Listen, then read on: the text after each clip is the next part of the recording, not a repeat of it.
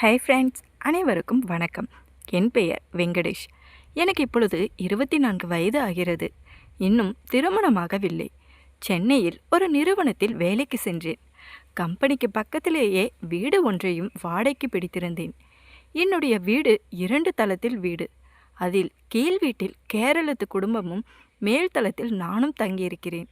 கீழ் வீட்டில் கணவன் மனைவி இருக்காங்க. அவகிட்ட ஒரு நாள் ரொம்ப பசிக்குதுன்னு சாப்பிட ஏதாவது கிடைக்குமான்னு கேட்டதுக்கு அவள் எனக்கு மாம்பழங்களை கொடுத்தாள். அதை எப்படி சாப்பிட்டேன் என்று சொல்கிறேன், முழுசா கேளுங்க. அவள் கணவனுக்கு ஒரு 45 வயது இருக்கும். அவர் சொந்தமாக ஆட்டோ ஒன்றையும் வைத்து டிரைவராக வேலை செய்து வருகிறார். அவருடைய மனைவியின் பெயர் பவித்ரா. அவங்களுக்கு 28 வயது இருக்கும். அவங்களுக்கு ஒரு குழந்தையும் இருக்கு. இருவரும் காதலித்து திருமணம் செய்து கொண்டார்கள். கணவன் தமிழ்நாடு, அவ கேரளா. கல்யாணம் ஆகாமல் இதை பார்க்குறவங்களுக்கு கடுப்பாகுமே, இவனுங்களுக்கு மட்டும் எப்படி பொண்ணு கிடைக்குதுன்னு. சரி சரி, வாங்க கதைக்கு போவோம். ஃபித்ரா கணவன் ஆட்டோ லோடு ஏற்றிக்கிட்டு கேரளா போனப்போ எப்படியோ அவளை மடக்கி காதல் திருமணம் செய்து கொண்டான். ஆரம்பத்தில் இந்த திருமணத்திற்கு பவித்ராவின் அப்பா விருப்பம் தெரிவிக்கவில்லை. ஆனால் அவர்களுடைய இந்த விடாப்படியான காதலால் வேறு வழியின்றி டிரைவருக்கே தன்னுடைய மகளை திருமணம் செய்து கொடுத்து விட்டார். இந்த துக்கத்திலேயே அவரும் சில நாட்களிலேயே உயிரிழந்து விட்டார். அதன் பிறகு பவித்ராவும் அவருடைய கணவனும் இங்கே வாடகைக்கு குடி வந்தனர்.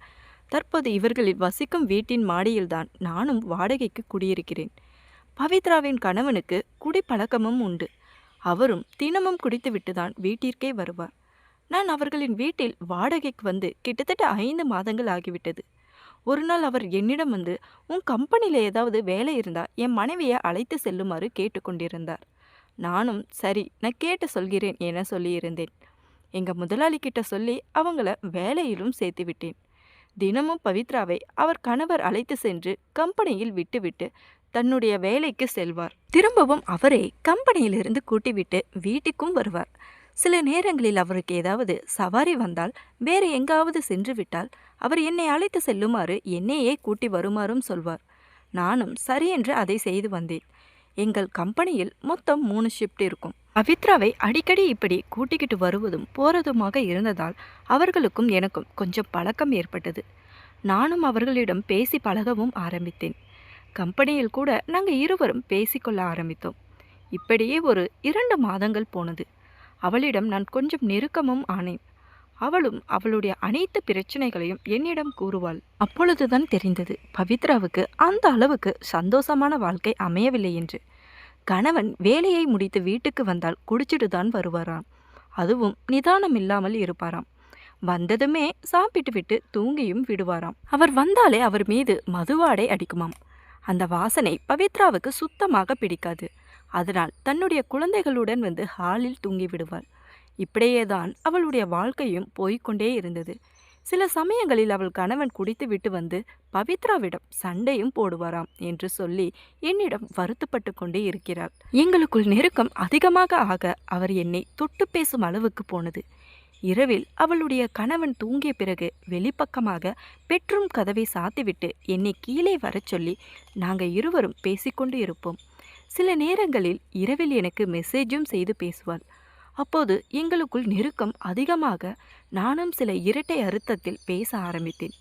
மேலும் அவள் என்னிடம் பேசும்போதுதான் மனதுக்கு ஆறுதலாக இருக்கு என்று அடிக்கடி என்னிடம் சொல்வாள்.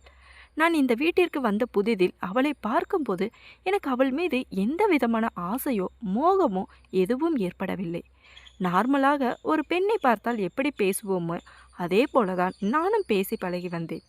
ஆனால் அவள் என்னுடன் நெருங்கி பழக பழக அவள் மீது என்னை அறியாமலேயே அவள் மீது எனக்கு ஒரு ஆசையும் வந்தது.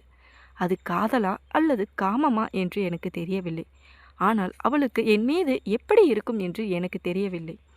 ஒரு நாள் செகண்ட் ஷிஃப்ட் முடித்து இரவு 12:30 மணிக்கு நாங்கள் வீட்டுக்கு வந்தோம்.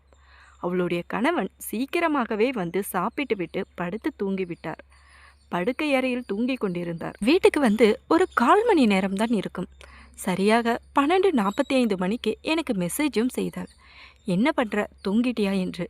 சிறிது நேரம் கழித்து, இல்லை ஃப்ரெஷ் ஆகிட்டு இப்போ தான் நான் வந்தேன், அவர் தூங்கிட்டாரா எனவும் நான் கேட்டேன். அவளும் தூங்கிவிட்டார், பையனும் தூங்குறான் என்று சொன்னாள். ஏன், உனக்கு தூக்கவில்லையா என நான் கேட்டேன். எனக்கு தூக்கம் வரவில்லை, அதான் உனக்கு மெசேஜ் பண்ணேன் என்று சொன்னாள். கீழே வாங்க பேசிக்கிட்டு இருப்போம் என்று சொன்னாள். நானும் ஏன் என்னாச்சு, இப்போதானே கம்பெனியிலிருந்து வந்தோம் என்று கேட்டேன். ஒன்றுமில்லை, எனக்கு தூக்கம் வரல, அதனால தான் பேசலாம்னு வர சொன்னேன் என்று சொன்னாள். நாளைக்கு லீவு தானே, அதான் வாங்க கொஞ்ச நேரம் பேசலாம் என்று சொன்னாள். நானும் சரி வரேன்னு சொல்லிட்டு கீழே போனேன். வெளியே லைட் ஆஃப் பண்ணிவிட்டு இருட்டாக இருந்துச்சு. வெளியில் தின்ன மாதிரி உட்கார இடமும் இருக்குது. அதில் உட்காந்து தான் நாங்கள் பேசிக்கிட்டு இருப்போம். அப்போ என்கிட்ட கேட்டா, நீ யாரையாவது லவ் பண்ணுறியான்னு.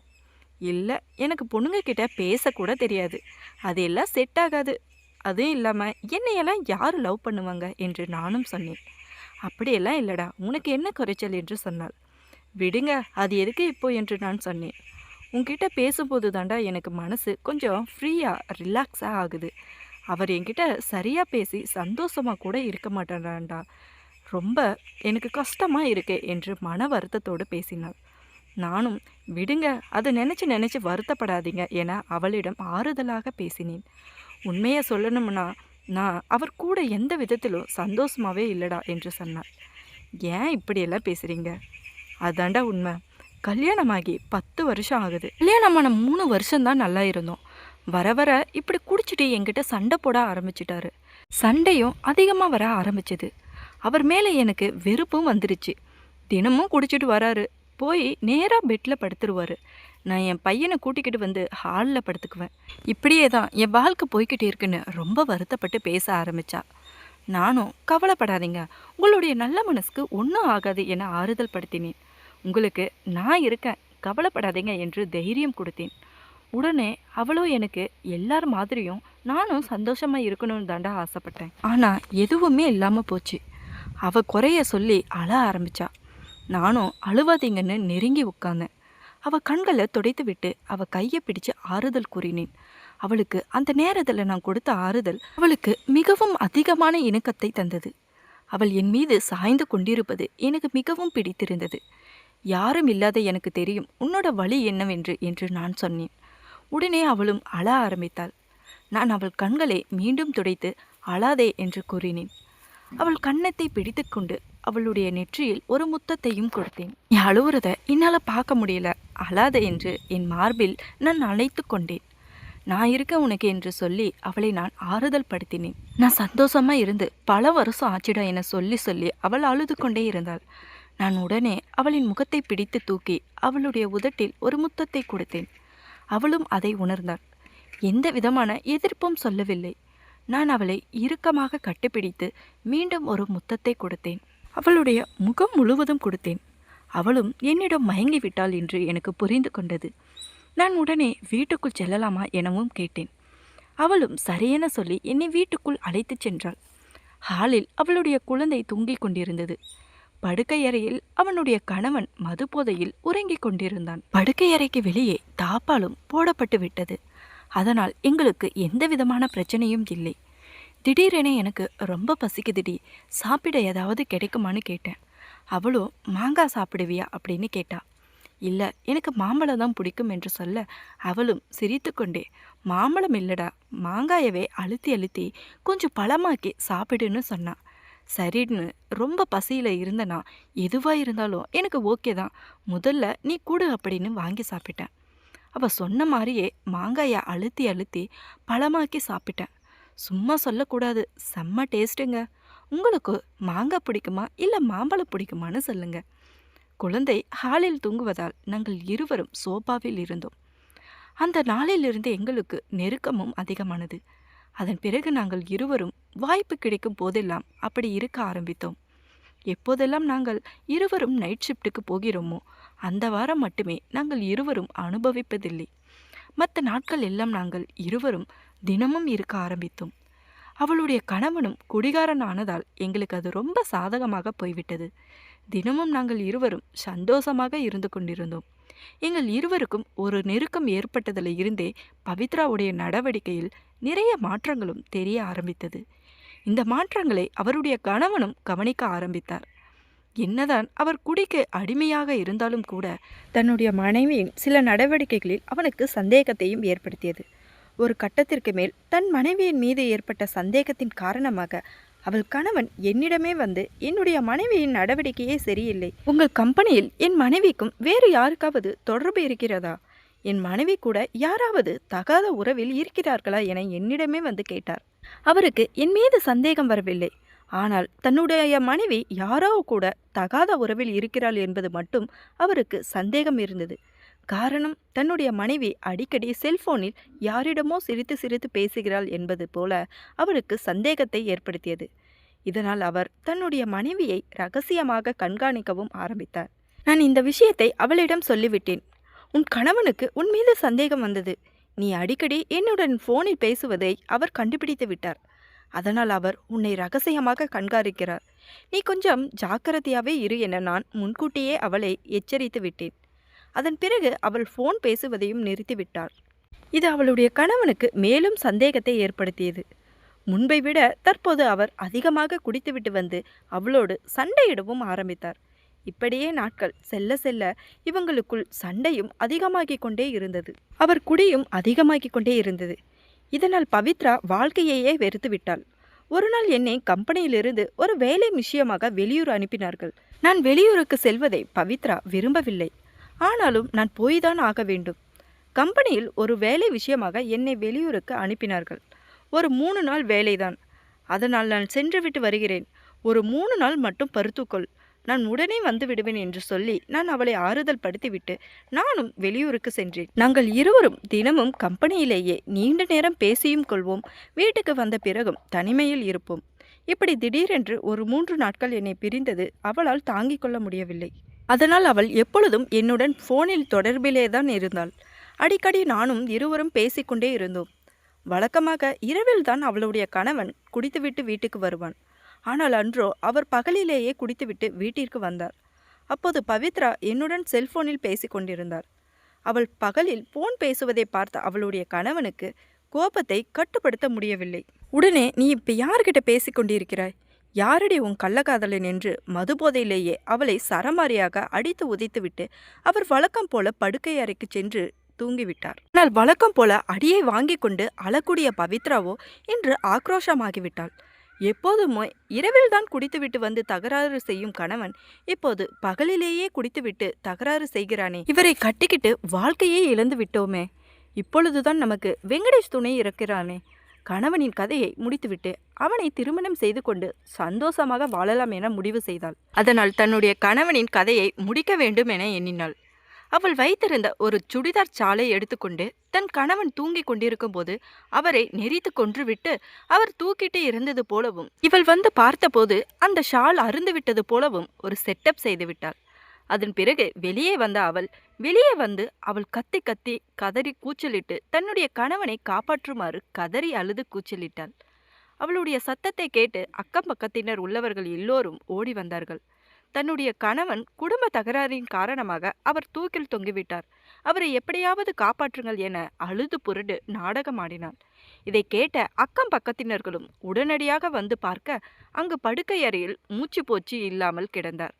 உடனடியாக ஆம்புலன்ஸுக்கு தகவல் தெரிவிக்கப்பட்டது. ஆம்புலன்ஸும் உடனடியாக வீட்டுக்கு வந்தது. அவரை மருத்துவமனைக்கு அழைத்து சென்றார்கள். அங்கு சென்று பரிசோதனை செய்த மருத்துவர்கள் அவர் ஏற்கனவே இறந்து விட்டார் என அதிர்ச்சியான தகவலை சொன்னார்கள். இதை கேட்டதுமே பவித்ரா எதுவுமே தெரியாதது போல தன் கணவனின் உடலை கட்டிப்பிடித்து கதறி அழுது கொண்டிருந்தாள். இவ்வளவு சின்ன வயசுலேயே என்னை விட்டு போயிட்டீங்களே, இனி நான் இந்த குழந்தைய வச்சு நான் எப்படி வாழ போறேன் என்று கத்தி கதறி அழுது நாடகம் ஆடினாள். அதன் பிறகு உடலையும் வீட்டுக்கு கொண்டு வந்து விட்டார்கள். சீக்கிரமாகவே இறுதி சடங்குகளை எல்லாம் செய்து நல்லடக்கம் செய்துவிட வேண்டும் என துரிதமாக பவித்ரா செயல்படவும் ஆரம்பித்தாள். இருந்தாலும் கூட அவள் கணவனின் உறவினர்களுக்கு இந்த தகவலை சொல்லியாக வேண்டுமே. அதனால் வேறு வழி இல்லாமல் அவருடைய அம்மாவுக்கு போன் செய்து குடும்ப பிரச்சனையின் காரணமாக உங்களுடைய பையன் இறந்து விட்டார், தற்கொலை செய்து கொண்டார் எனவும் கூறினாள். இதை கேட்ட அவருடைய அம்மா பதறடித்து கொண்டு தன்னுடைய கணவனை அழைத்து கொண்டு வீட்டுக்கு வந்தார்கள். வீட்டுக்கு வந்ததும் அவர்கள் படுக்கை அறைக்கு சென்று பார்க்க அங்கு பாதி அறுக்கப்பட்ட ஷால் ஃபேனில் தொங்குவதை பார்த்தாங்க. அதை பார்த்ததுமே அவங்களுக்கு சந்தேகமும் ஏற்பட்டது. என்னுடைய பையன் உடலில் இருக்கக்கூடிய வெயிட்டுக்கு இந்த ஃபேன் எல்லாம் அவனுக்கு பத்தாது, அவன் இந்த ஃபேனில் தொங்கி இருந்தா கண்டிப்பாக ஃபேன் அருந்து கீழே விழுந்திருக்கும். அப்படி இருக்கும்போது என் பையன் எப்படி இந்த ஃபேன்ல தூக்குமாட்டி இறந்திருக்க முடியும்? அதற்கு வாய்ப்பே இல்லை என அவருக்கு சந்தேகமும் வந்தது. இதனால் அவர் கொஞ்சம் கூட தாமதிக்காமல் உடனடியாக போலீஸ் ஸ்டேஷனுக்கு சென்று தன்னுடைய பையனின் மனைவியான பவித்ரா மீது எனக்கு சந்தேகம் இருக்கிறது என்று சொல்லி புகாரும் அளித்து விட்டாள். அதன் பிறகு போலீசார் உடனடியாக வீட்டிற்கு வந்து அவன் கணவனின் உடலை கைப்பற்றி பிரேத பரிசோதனைக்காக மருத்துவமனைக்கு அனுப்பி வைத்தார்கள். மேலும் சந்தேக மரணம் என வழக்கு பதிவு செய்து போலீசார் சிசிடிவி காட்சிகளையும் அந்த பகுதியில் இருந்த சிசிடிவி காட்சிகளையும் கைப்பற்றினார்கள்.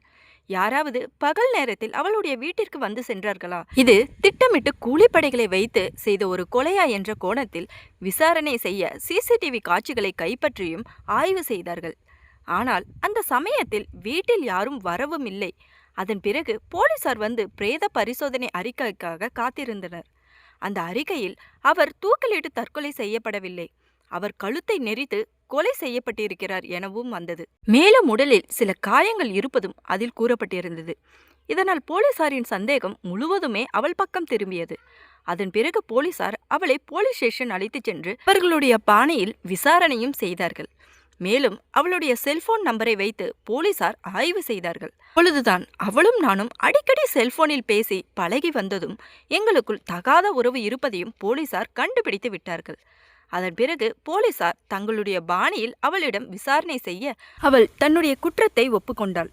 தன்னுடைய கணவன் தினமும் குடித்துவிட்டு வந்து தன்னை அடித்து கொடுமைப்படுத்துவதாலும் தன்னுடைய தகாத ஒரு காதல் தன்னுடைய காதலனை திருமணம் செய்து கொள்ள தன்னுடைய கணவன் இடையூறாக இருந்ததால் தான் நான் அவரை கொலை செய்தேன் என்று அவள் ஒப்புக்கொண்டாள்.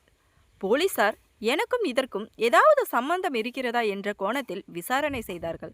ஆனால் அந்த சமயத்தில் நானோ என் கம்பெனியின் வேலை விஷயமாக வெளியூருக்கு வந்துவிட்டதால் எனக்கும் இந்த கொலைக்கும் எந்த விதமான சம்பந்தமும் இல்லை என்பதையும் போலீசார் உணர்ந்து விட்டார்கள்.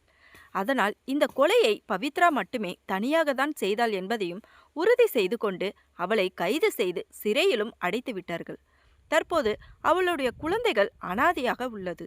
நான் இதிலிருந்து தப்பிக்க வேறு திருமணமும் பண்ணி கொண்டேன். இதை அறிந்து கொண்ட பவித்ரா என்னிடம் சண்டையிட்டார். நம்ம 2 பேரும் சேர்ந்து இருப்பதற்காகத்தானே நான் என் கணவனையே கொலை செய்தேன். ஆனா நீ வேற ஒரு கல்யாணம் பண்ணிக்கிட்ட, இதுக்கு என்ன அர்த்தம் என்று என்னை அவள் கண்டபடி திட்டினாள். நான் தெளிவாக சொல்லிவிட்டேன், என்னால் உன் பிள்ளைக்கு தந்தையாக எல்லாம் இருக்க முடியாது. உன்னை என்னால் 2வதாக திருமணம் செய்து கொள்ள முடியாது. நான் உன்னை உண்மையாக நேசிக்கவில்லை என்று சொல்லி நான் வந்துவிட்டேன். இப்பொழுதுதான் அவளுக்கு புரிந்தது அவள் எவ்வளவு பெரிய தப்பை பண்ணிவிட்டாள் என்று. இப்படி தவறான உடல் தேடலால் அவளுடைய வாழ்க்கையை மட்டுமல்ல, இந்த குழந்தையின் வாழ்க்கையும் தற்போது கேள்விக்குறியாக இருக்கிறது. ஒரு தவறான ஆசை, ஒரு கண நேர உணர்ச்சி, ஒரு மறைமுக உறவு, இவை ஆரம்பத்தில் சந்தோஷமாக தோன்றலாம். ஆனால் அதன் முடிவு பல உயிர்களின் நிம்மதியையும் வாழ்க்கையையும் சிதைத்துவிடும். குடும்ப வாழ்க்கையில் பிரச்சனைகள் வரலாம். கணவன் மனைவிக்குள் சண்டைகள், புரியாமைகள், வேதனைகள் இருக்கலாம். ஆனால் அதற்கான தீர்வு ஒருபோதும் தகாத உறவோ, துரோகமோ, வன்முறையோ ஆகக்கூடாது. இந்த கதையைப் போல ஒரு தவறு ஒரு மனிதனின் உயிரை பறித்தது. ஒரு பெண்ணின் வாழ்க்கையை சிறையில் முடித்தது. அந்த குழந்தை அனாதையாகி விட்டது. நம்பிக்கையை முற்றிலும் அளித்தது கள்ளக்காதல் அல்லது மறைமுக உணவுகள் சில நிமிட இன்பத்தை தரலாம். ஆனால் அதன் பின்னால் வரும் விளைவுகள் ஆயுள் முழுவதும் துன்பத்தை தரும். யாரையும் கண்மூடித்தனமாக நம்பாதீர்கள். உணர்ச்சியில் முடிவு எடுக்காதீர்கள். கோபத்தில் செய்யும் தவறு வாழ்க்கையையே மாற்றிவிடும். மது பழக்கம் குடும்பங்களை சிதைக்கும் ஒரு விஷம். அதுபோல் துரோகம் உறவுகளை அழிக்கும் மிகப்பெரிய விஷம். நல்லொழுக்கம், பொறுமை, நேர்மை, கட்டுப்பாடு, இதுதான் வாழ்க்கையை காப்பாற்றும் உண்மையான பாலம். தவறான பாதை எப்போதும் அழிவிற்கே வழிவகுக்கும். சரியான முடிவுகள் மட்டுமே நிம்மதியான வாழ்க்கையை தரும். இந்த கதை உங்களுக்கு பிடிச்சிருந்தா நம்ம சேனலுக்கு சப்ஸ்கிரைப் பண்ணி சப்போர்ட் பண்ணுங்க நண்பர்களே.